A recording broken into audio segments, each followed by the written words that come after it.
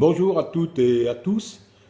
Exceptionnellement, aujourd'hui, je vais vous présenter de la maison un livre qui s'appelle La Grande Arche, qui est un roman de Laurence Cosset, paru le 7 janvier 2016 aux éditions Gallimard.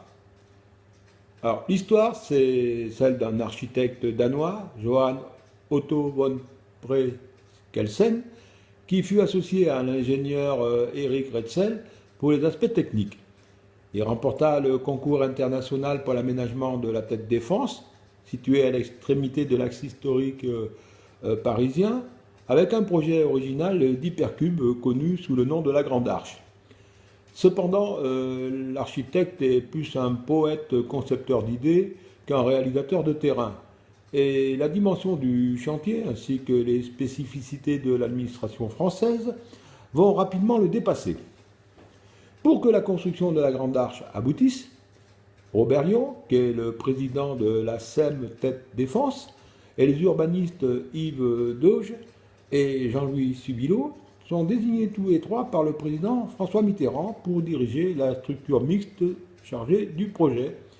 Et ils vont réussir à convaincre l'architecte français Paul Andreu, qui est associé à l'ingénieur Peter Rice, pour résoudre des problèmes techniques, notamment sur la partie des nuages, et ainsi qu'à l'architecte François Deslogiers pour le cratère, les façades et l'ascenseur, qui permettent ainsi d'épauler Prekelsen à toutes les étapes du chantier qui va être réalisé par l'entreprise Bouygues. Johan Otto von Prekelsen, qui tient à tous les moindres détails dans tous les éléments de son projet initial, va se heurter de plus en plus à la réalité du chantier, au revirement politique, autour des grands travaux mitterrandiens, ainsi qu'aux tensions avec ses collaborateurs, pour, intraitable, du fait qu'il n'y tenait plus, finir par démissionner ses fonctions à l'été 1986, refusant même de signer son œuvre. Et malade, mourir quelques mois plus tard sans jamais voir achever la Grande Arche. Celle-ci sera inaugurée le 14 juillet 1989 et constituera ainsi le clou des fêtes du bicentenaire de la Révolution et va accueillir, bien sûr, le faste du sommet du G7. La presse a accueilli ce livre de façon critique, mais assez bienveillante dans la mesure où il s'agissait d'une enquête minutieuse auprès des différents protagonistes de l'affaire, comme le souligne la revue d'architecture, le Moniteur. Tous ceux qui sont architectes connaissent cette excellente revue.